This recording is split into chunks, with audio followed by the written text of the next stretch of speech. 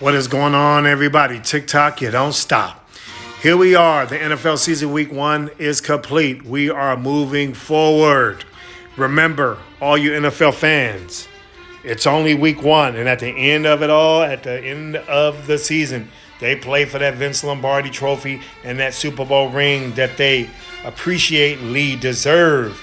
Now, with that being said, what happened in week 1? The Detroit Lions went into the defending Super Bowl championship yard of the Kansas City Chiefs and beat them with the score of 21-20. Now, let's not forget, making no excuses for the Kansas City Chiefs, but they didn't have defensive tackle Chris Jones, who, by the way, ended his holdout and agreed on a 1-year extension of his contract. They didn't have Travis Kelce, probably the best offensive weapon, the tight end. But anyhow, give credit where credit is due. Moving on to Sunday, and those San Francisco 49ers, what a butt-whooping they punished the Pittsburg Steelers by winning by the score of 30-7. What a dominant performance in every aspect of the game. Defensively, Drake Jackson had 3 sacks. What about Brock Purdy? What about Christian McCaffrey running back a 65-yard touchdown run? Woo! Wow, that was impressive. And if we go down the list here, what about those Rams defeating those Seattle Seahawks? The LA Rams defeated the Seattle Seahawks by the score of 30-13. What a great comeback performance by those LA Rams. And what about those Dallas Cowboys? They knocked off the Giants. I wouldn't even say knocked off the Giants. They blew them out by the score of 40-0. It wasn't the offense of the Dallas Cowboys. The story was the defense of the Dallas Cowboys. They pressured and just forced Daniel Jones to throw several interceptions. And it was just a now-lating ass kicking. Let's just face the facts.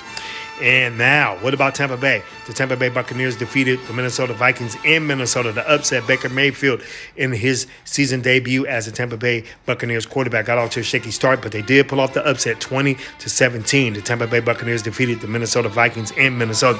What about those Las Vegas Raiders and Jimmy G? The former San Francisco 49ers quarterback made his season debut as a Raider. They went into Denver Mile High and defeated those Broncos by the score of 17-16.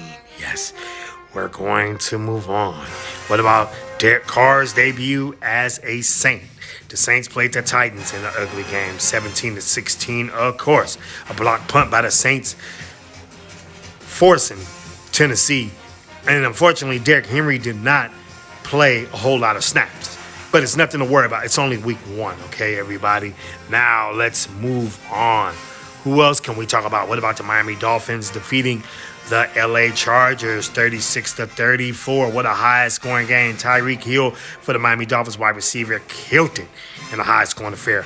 What about the highly anticipated year for Justin Fields? All the talk was the Bears was going to be this new improved offensive machine to the Green Bay Packers, and the era for Jordan Love, the new quarterback for the Green Bay Packers, went into Chicago and torched the defense of the Chicago Bears by winning 38-20.